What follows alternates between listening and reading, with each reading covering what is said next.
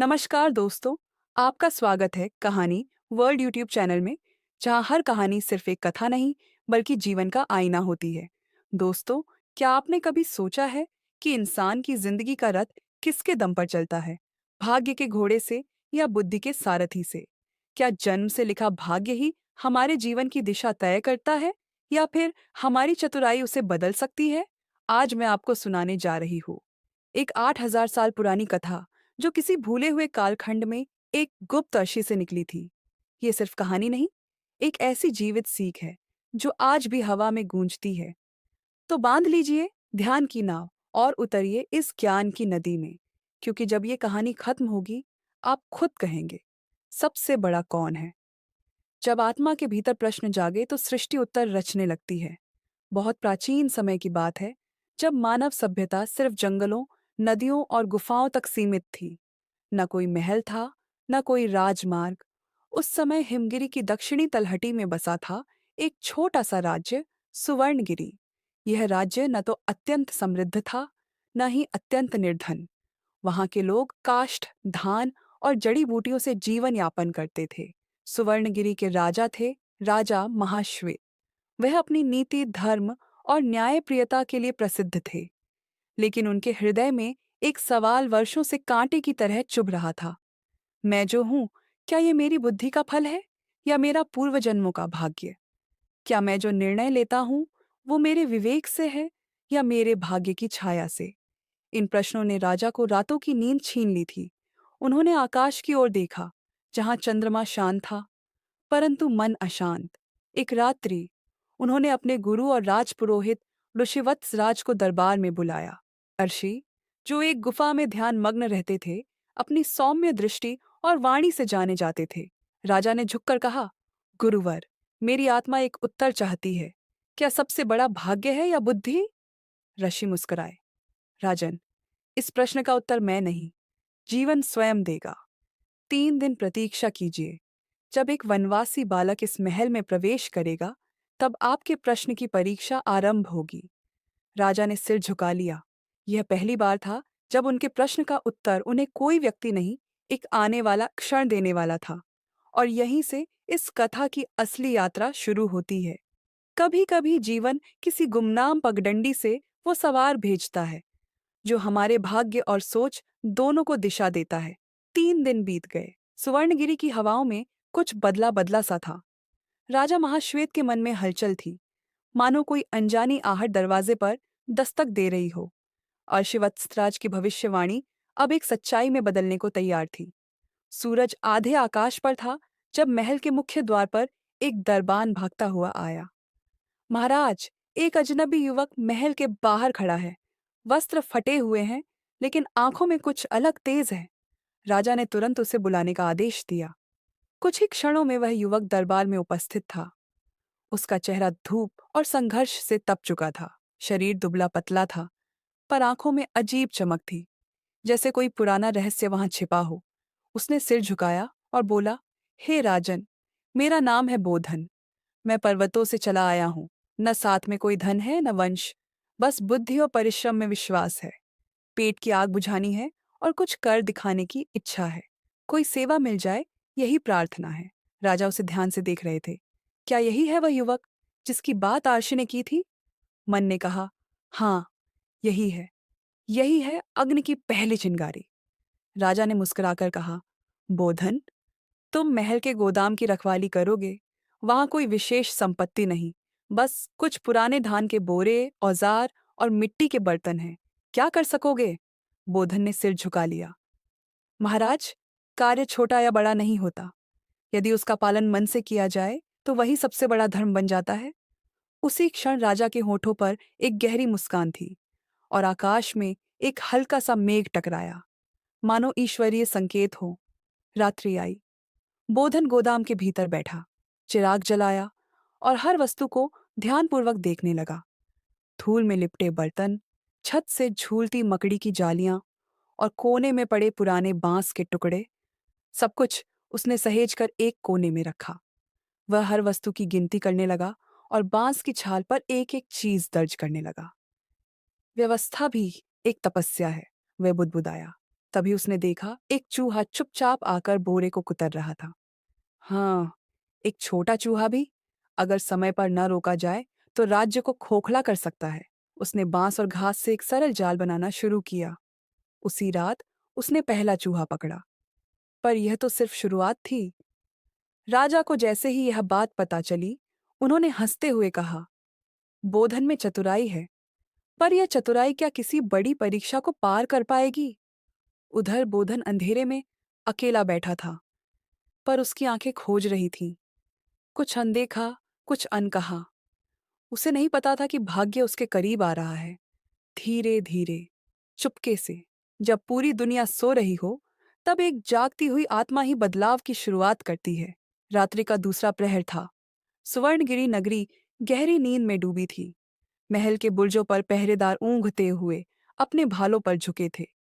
चांद अपनी चांदनी धीरे धीरे जमीन पर बिछा रहा था और हवाओं में एक अद्भुत शांति थी। पर गोदाम के भीतर बोधन अपनी बांस की छालों पर कुछ लिख रहा था। गोदाम की सूची, दैनिक रिपोर्ट और भविष्य की व्यवस्थाएं। इतने मनोयोग से काम करता था वह, मानो कोई संत तप कर रहा हो। उसी समय खन खन खन, एक हल्की सी आवाज गूंजती है। बोधन चौंकता है। वह सीधा बैठ जाता है। आवाज फिर आती है, लोहे के किसी औजार या हथियार की खड़खड़ाहट, जैसे कोई कुछ खोद रहा हो। उसने चिराग की लौ धीमी की और बिना आवाज किए उठा। अपनी बांस की डंडी और जाल लेकर धीरे धीरे उस कोने की ओर बढ़ा जहां से आवाज आ रही थी। गोदाम के एक गुप्त हिस्से में कुछ परछाइयां झलक रही थीं। 3 अजनबी लोग जमीन को खोद रहे थे। उनके हाथों में लोहे की छोटी फावड़ियां थीं। वे आपस में धीरे धीरे बातें कर रहे थे। जल्दी कर, वह शंख यहीं कहीं दबा है। बुजुर्गों ने कहा था, सुवर्णगिरी का पूर्वज शंख इसी गोदाम की जमीन में दफन है। बोधन की सांसें तेज हो गईं, पर चेहरा शांत। उसने तुरंत बाहर जाने का रास्ता बंद कर दिया। बांस की मोटी लकड़ियां खींचकर दरवाजा अटका दिया। फिर एक सीटी बजाई, वह विशेष संकेत जिसे संकट में सैनिकों को बुलाने के लिए तैयार किया गया था। चोर चौंक गए। कौन है वहां? बोधन सामने आया। मैं हूं, गोदाम का रक्षक। यह गोदाम नहीं, सुवर्णगिरी की आत्मा है, और तुमने इसकी जड़ों को खोदने की कोशिश की है। चोर उस पर झपटे, पर बोधन ने एक बांस की डंडी से एक को फांस दिया। दूसरा फिसल गया। तीसरा भागने ही वाला था कि सैनिक भीतर घुस आए। कुछ ही पल में तीनों पकड़े गए। जब राजा महाश्वेत को यह समाचार मिला, वह तुरंत गोदाम पहुंचे। सैनिकों ने शंख को राजा के सामने प्रस्तुत किया। यह यह तो मेरे पूर्वजों का दिव्य शंख है। यह तो सदियों से लापता था। राजा की आंखों में आंसू थे। बोधन, तुमने न सिर्फ चोरों को पकड़ा, बल्कि हमारी सांस्कृतिक विरासत को बचाया। तुम्हें जो चाहिए मांग लो। बोधन ने सिर झुकाया और एक ही प्रश्न पूछा, महाराज, क्या यह सब मेरी बुद्धि का परिणाम था या भाग्य का खेल? राजा मौन हो गया। उसी समय जैसे आकाश की गोद से कोई किरण उतरी हो, आर्षवत्सराज प्रकट हुए। उनके चेहरे पर तेज था और आवाज में गूंज।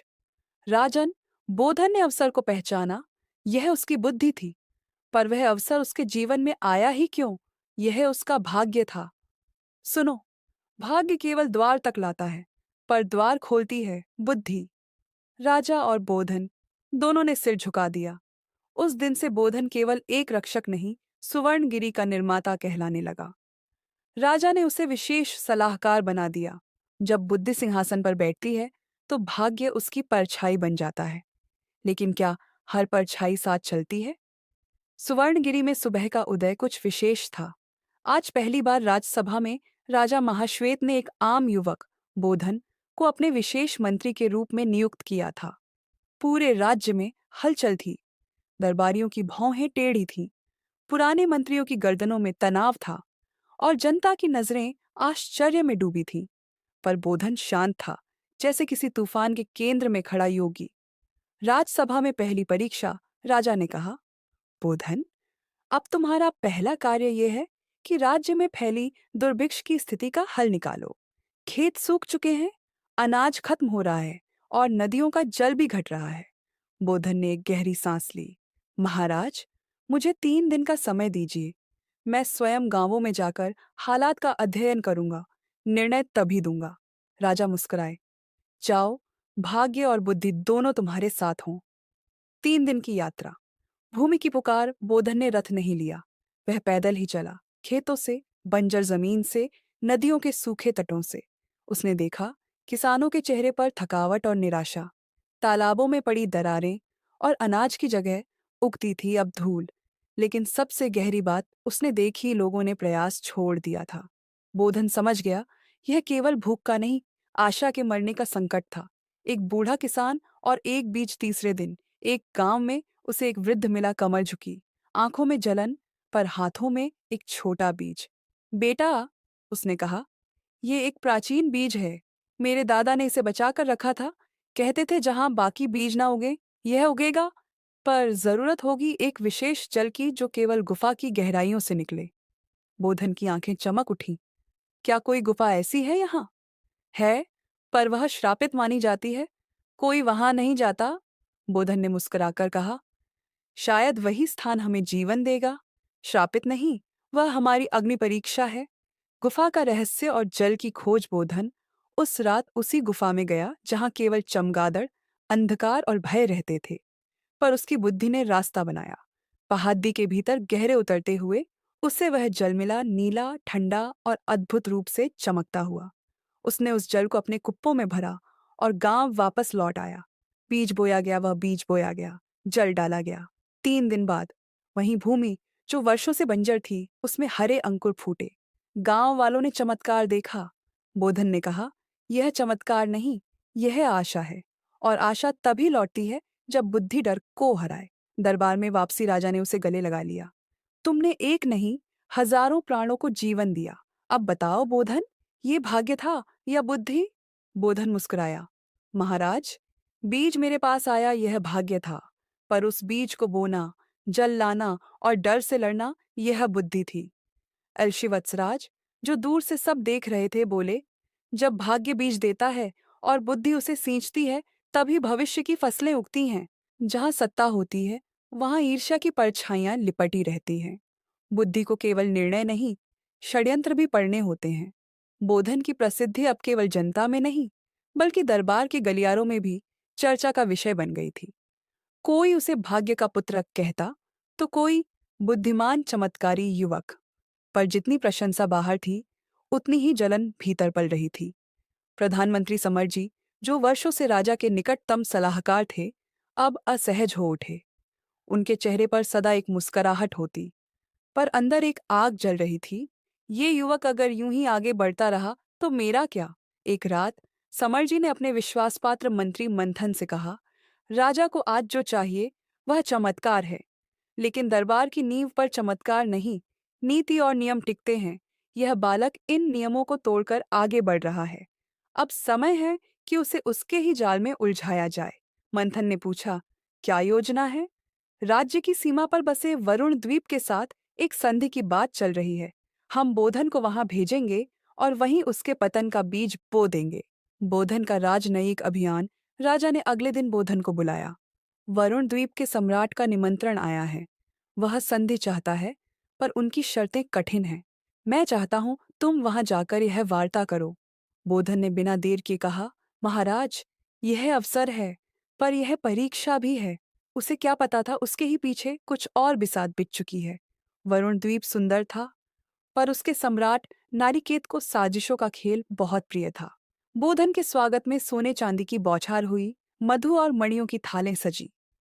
पर अगले दिन नारिकेत ने संधि के लिए शर्त रखी, अगर तुम मेरे 5 रहस्यमयी प्रश्नों का उत्तर दे दो तभी संधि होगी, नहीं तो यह समझा जाएगा कि सुवर्णगिरी कमजोर है। 5 प्रश्नों की परीक्षा। बोधन को एक एकांत कक्ष में ले जाया गया। वहां 5 पत्तल पर 5 प्रश्न लिखे थे। जो दिखता नहीं, पर सबसे भारी होता है। जो मापा नहीं जा सकता, पर सबको मापता है। जो जितना बांटो उतना बढ़ता है। जो मरकर भी जीता रहता है। जिसे खो देने से मनुष्य वास्तव में खो जाता है। बोधन ने एक पल आंखें बंद की, फिर उत्तर दिए। दायित्व, समय, ज्ञान, यश, आत्मसम्मान। नारिकेत खड़ा हो गया। मैंने अब तक इतने उत्तरों नहीं सुने। यह कोई सामान्य दूत नहीं है। यह राजपुरुष नहीं, राजर्षि है। संधि हुई और एक विशेष अनुबंध बना। वरुण द्वीप अब सुवर्णगिरी का रणनीतिक मित्र बना। बोधन की वापसी और समरजी की हार। बोधन जब लौट कर आया तो समरजी ने यह उम्मीद की थी कि वह अपमानित होगा, पर वह लौटा संधि के साथ, सम्मान के साथ और एक नया राजनयिक दृष्टिकोण लेकर। राजा ने उसे राजदूतों का आचार्य घोषित किया। आशीवत्सराज बोले, जो बातों में युद्ध जीत ले वह तलवारों का भी स्वामी होता है। यह बुद्धि की विजय है।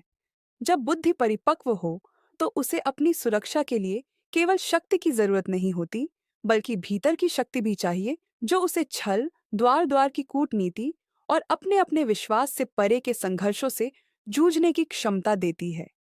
जैसे ही बोधन की सफलता की गूंज सुनाई देने लगी, दरबार में न केवल मंत्री बल्कि सम्राट नारिकेत का रिश्ता भी राजा महाश्वेत से मजबूत हो गया।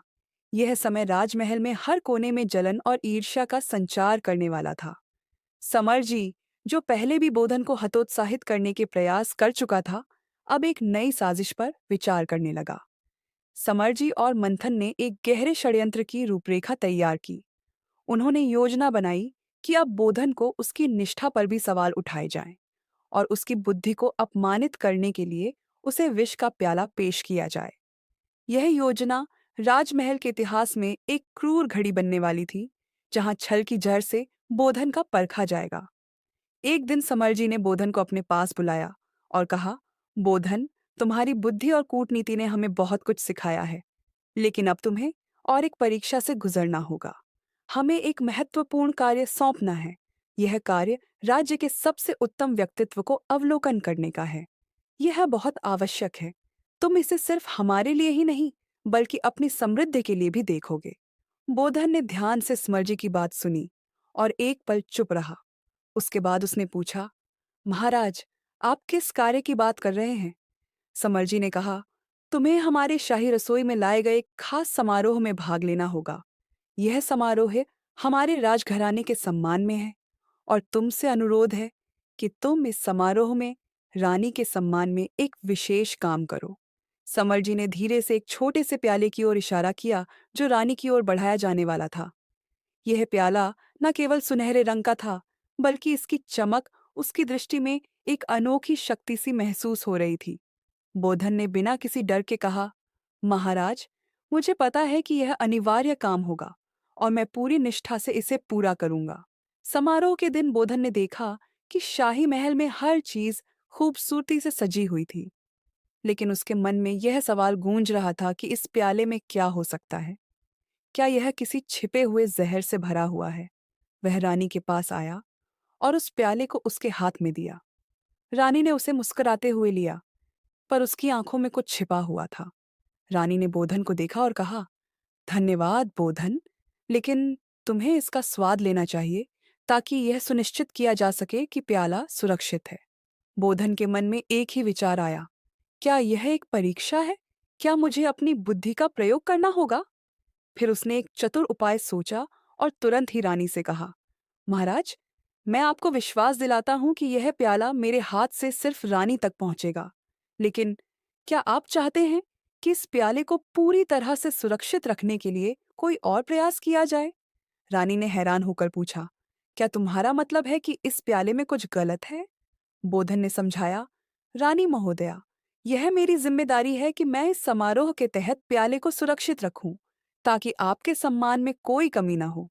इसीलिए मैं इसे स्वयं छकने की इच्छा व्यक्त करता हूं, ताकि हम यह सुनिश्चित कर सकें कि इसे कोई छेड़छाड़ न हो। रानी चुप हो गई, लेकिन उसके चेहरे पर एक हल्की मुस्कान थी। क्या उसने इस बुद्धिमत्ता को समझ लिया था, या उसे यह एक नई चाल समझी थी? बोधन ने पीने के लिए प्याला उठा लिया और उसकी आंखों में एक अजीब सी दृढ़ता थी। वह जानता था कि यह कोई सामान्य प्याला नहीं है, यह उसकी बुद्धि की अंतिम परीक्षा हो सकती है। बोधन ने धीरे से अपने कदम बढ़ाए और वह खुद उस प्याले का पहला घूंट लेने के लिए आगे बढ़ा, लेकिन अचानक वह ठहर गया। उसने प्याले को रुकते हुए देखा और फिर उसे धीरे से बर्तन में डाला। प्याले में उस दौरान चुपके से एक हल्का सा बदला हुआ रंग दिखा। यह विष था। बोधन ने अपनी बहादुरी और अपनी बुद्धि का प्रयोग किया और बिना किसी भय के उसने सही समय पर उस विष का पर्दाफाश किया। रानी और समरजी का षड्यंत्र न केवल विफल हो गया, बल्कि समरजी का चेहरा भी शर्म से लाल हो गया। राजमहल में बोधन की बुद्धि को सराहा गया और राजा महाश्वेत ने उसे राजसभा का प्रमुख नियुक्त किया। जब कोई शख्स अपनी सफलता पर घमंड करता है, तो वही घमंड उसकी असफलता का कारण बनता है। परंतु उस घमंड का असली चेहरा तब सामने आता है जब आत्मविश्वास की रेखा धोखे और विश्वासघात के बीच से गुजरने लगती है। बोधन की बुद्धि और साहस की कहानियां अब पूरे राज्य में फैल चुकी थीं। उसकी निष्ठा और चतुराई ने उसे सम्राट महाश्वेत के विश्वासपात्र बना दिया था। मगर जैसे जैसे बोधन का कद बढ़ता गया, कुछ लोग उसे अपनी चुनौती मानने लगे। समरजी, जो अब तक अपनी हानि को छिपाए हुए था, अब बोधि को एक खतरनाक दुश्मन के रूप में देखने लगा था। समरजी ने अब एक और षड्यंत्र रचा। वह चाहता था कि बोधन को किसी ऐसे मौके पर धोखा दिया जाए जब वह अपनी बुद्धि से ज्यादा अपने आत्मविश्वास पर निर्भर हो। समरजी ने दरबार में एक नई योजना बनाई। एक विदेशी व्यापारी आया था जो एक रहस्यमय खजाना लेकर महल में पहुंचा था। व्यापारी का दावा था कि यह खजाना न केवल बेशुमार सोने से भरा था, बल्कि इसमें कुछ दिव्य रत्न भी थे जो राज्य की शक्ति को न केवल बढ़ा सकते थे, बल्कि अजेय बना सकते थे। राजा महाश्वेत ने यह सुनकर बहुत उत्साह दिखाया, लेकिन साथ ही उन्होंने बोधन से भी इसकी जांच करने का आदेश दिया ताकि कोई धोखाधड़ी न हो। बोधन व्यापारी से मिला और उसने ध्यान से खजाने का निरीक्षण किया। व्यापारी ने कहा, मुझे विश्वास है कि यह खजाना आपकी राजधानी के लिए एक वरदान साबित होगा। यह राज्य की समृद्धि और शांति का कारण बनेगा। लेकिन इसे प्राप्त करने के लिए एक शर्त है। बोधन ने सावधानी से पूछा, क्या शर्त है? व्यापारी ने मुस्कुराते हुए कहा, इस खजाने को हासिल करने के लिए आपको मेरे साथ विश्वास करना होगा और इस खजाने का एक हिस्सा मुझे देना होगा ताकि मैं यहाँ से अपनी यात्रा पूरी कर सकूं। इसके बदले मैं आपको बाकी का खजाना और जो दिव्य रत्न है वह दे दूंगा। बोधन ने व्यापारी की बातों पर विश्वास करने का फैसला किया, क्योंकि वह जानता था कि अगर यह खजाना सचमुच राज्य की समृद्धि के लिए था, तो इसे स्वीकार करना सही होगा। लेकिन उसके भीतर एक डर था जो उसे संदेह की ओर खींच रहा था। क्या यह व्यापार ईमानदार था या फिर कोई षड्यंत्र छिपा हुआ था? बोधन ने खजाने को महल में लाकर राजा महाश्वेत के सामने रखा। राजा ने खजाने का निरीक्षण किया, लेकिन कुछ दिन बाद उन्हें एहसास हुआ कि कुछ रत्न वास्तविक नहीं थे, बल्कि नकली थे। उन्होंने बोधन को तलब किया। बोधन! राजा ने गुस्से में कहा, यह खजाना एक धोखा था। तुमने मेरी नजरों में धोखा दिया। कैसे तुमने इस व्यापारी की बातों पर विश्वास किया? बोधन के चेहरे पर संतुलन था, लेकिन अंदर ही अंदर वह परेशान था। महाराज, मैं केवल अपनी बुद्धि पर विश्वास करता था। यदि मैंने इसे सही नहीं परखा, तो यह मेरी भूल थी। मैंने किसी धोखे को नहीं समझा। राजा ने गहरी नजर से बोधन को देखा और कहा, सिर्फ बुद्धि पर भरोसा करना गलत है। कभी कभी विश्वास की भी परख करनी चाहिए। बोधन अब केवल अपनी बुद्धि पर निर्भर नहीं रह सकता था। उसे अब यह समझ में आ गया था कि बुद्धि और विश्वास का एक संतुलन होना चाहिए। समरजी की यह चाल एक महत्वपूर्ण पाठ बन गई थी, क्योंकि अब वह जानता था कि हर काम में सिर्फ तर्क और बुद्धि से काम नहीं चल सकता। विश्वास और आत्मनिरीक्षण की जरूरत भी थी। लेकिन समरजी ने यह सफलता बोधन की नहीं, बल्कि अपनी चाल की मानी। वह जानता था कि बोधन अब आत्ममंथन करेगा और उसकी चुप इस बार उसे गहरे रूप से प्रभावित करेगी। कभी भी किसी भी चीज को अधूरी जानकारी या जल्दबाजी में परखने की गलती मत करो। विश्वास और तर्क दोनों का संतुलन ही किसी भी स्थिति को सही दिशा दे सकता है। बोधन ने राजा महाश्वेत से मिले आदेश के बाद अपने भीतर एक गहरी छानबीन शुरू की। उसने सोचा, क्या यह वही समय था जब मुझे केवल अपनी बुद्धि पर भरोसा नहीं करना चाहिए था? क्या मुझे कुछ और तरीके से परखना चाहिए था? राजमहल में सभी लोग बोधन के बारे में चर्चा कर रहे थे। कुछ लोग कह रहे थे कि यह गलती बोधन की नहीं थी, बल्कि व्यापारी की थी। परंतु बोधन खुद जानता था कि अगर वह पहले से ही सही तरीके से व्यापारी की नीयत पर शक करता, तो शायद यह गलती कभी न होती। उसने एक शांत स्थान पर बैठकर अपने जीवन के हर बड़े निर्णय पर ध्यान केंद्रित किया। उसे यह समझ में आया कि हर निर्णय का एक मूल्य है और उस मूल्य को पहचानने के लिए केवल बुद्धि नहीं, बल्कि एक मजबूत विश्वास की आवश्यकता होती है। समरजी ने बोधन की कमजोरी का फायदा उठाया था, लेकिन बोधन अब एक नई दिशा में सोचने लगा था। उसकी आत्मा में एक ज्वाला जल रही थी। वह फिर से समरजी को मात देने की कसम खा चुका था, लेकिन इस बार केवल बुद्धि पर नहीं, बल्कि अपनी अंतर्निहित विश्वास और मूल्य पर भरोसा करके। राजमहल में एक दिन समरजी ने बोधन को फिर से एक मुश्किल में डालने की योजना बनाई। उसने राजा महाश्वेत को एक और चुनौती दी। यह बार फिर से एक खजाना था, परंतु इस बार खजाना बहुत अधिक मूल्यवान था। समरजी का दावा था कि वह खजाना केवल एक विशेष बुद्धिमान व्यक्ति ही ढूंढ सकता है। राजा महाश्वेत, समरजी ने कहा, यह खजाना केवल वही पा सकता है जो सही समय पर सही निर्णय ले सके, और बोधन वह ऐसा व्यक्ति नहीं है। बोधन ने यह सुना और तुरंत अपने विश्वास और सोच में बदलाव लाने का निर्णय लिया। वह जानता था कि अगर उसे समरजी की चालों से बचना है, तो उसे सिर्फ बुद्धि पर ही निर्भर नहीं रहना होगा। उसे अपनी आत्मा की आवाज पर भी विश्वास करना होगा। राजा महाश्वेत ने एक सार्वजनिक चुनौती का आयोजन किया, जिसमें बोधन और समरजी दोनों को खजाना ढूंढने के लिए एक ही रास्ते पर भेजा जाएगा। यह रास्ता कठिन, खतरनाक और अनजान था, और इसके बीच में कई ऐसे धोखे थे जो किसी को भी फंसा सकते थे।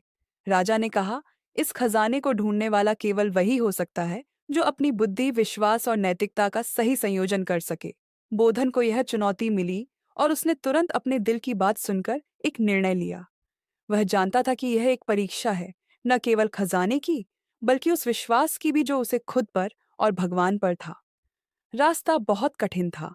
घने जंगल, तेज नदियां और पर्वतों का सामना करते हुए बोधन ने अपनी बुद्धि और आत्मविश्वास दोनों का संतुलन रखा। लेकिन वह नहीं जानता था कि समरजी ने इस चुनौती को और भी कठिन बना दिया था।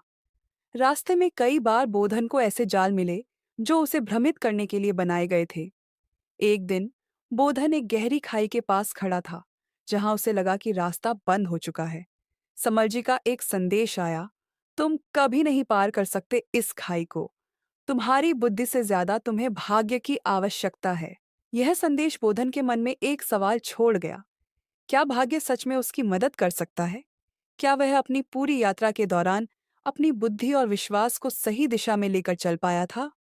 बोधन ने गहरी सांस ली और अपने भीतर एक नई ताकत महसूस की। उसने अपनी आंखें बंद की और एक क्षण के लिए सोचा कि वह सिर्फ अपने बलबूते पर इस खाई को पार नहीं कर सकता। उसे अपनी सारी ताकत लगानी पड़ी।